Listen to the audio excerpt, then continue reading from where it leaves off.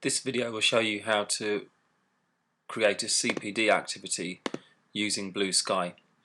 If you're new to BlueSky, then first of all, just to remind you to log on, you put in your email address, as you can see,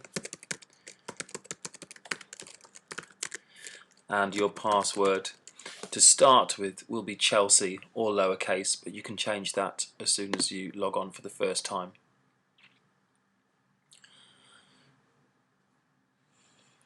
Now your Blue may look slightly different to this when you log on, but the most important thing is that to book a CPD activity, you click on CPD across the top toolbar.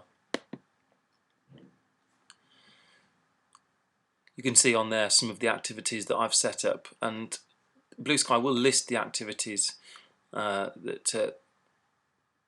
you've got coming up, as you can see there on my list. So I'm going to add a new CPD activity. You can add a new confidential activity, but that would be something that wasn't booked through the system and that you just wanted to keep for yourself, like a piece of research or some after hours training. So I'll click on add new professional CPD activity. So the new activity might be, for example, assessment for learning training. The outcome might be that I improve written feedback in my students' books.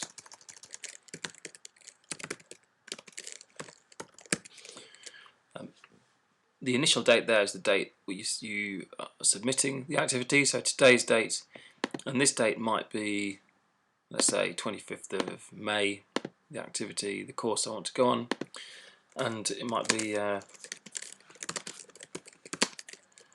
one-day course on AFL. I'll put in more detail than that, and I might paste something into that box from a course application page if appropriate. I wouldn't normally put anything in resources. I normally leave hours blank as well. The reason for that is we are then, regardless of the training, going to tick on this CPD is a course, and I'll explain why in a second. So the course provider, it might be, let's say, Dragonfly. If it's an internal course, you would write internal there. I normally leave the course code blank, and I'm not so bothered about these. This is the key box here. So I might say 1 day. That would imply to the cover supervisor that that is 1 whole day of absence. If you're just absent for an afternoon, you put the exact times in. It's very, very important that that box is filled out accurately so that the cover supervisor can form an accurate record of what's going to be needed. I would ask that course cover cost is always left blank.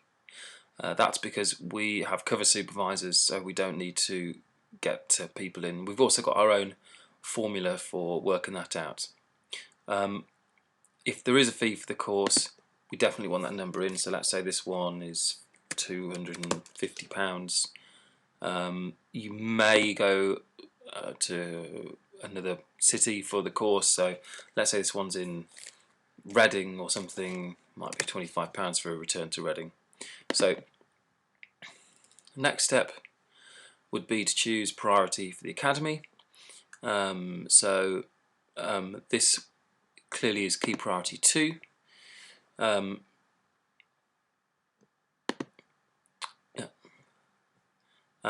terms of my professional objectives, I might choose the AFL objective here. Your objectives won't be in until October 2011 when we start using performance management, but when they are, we'll take them from there.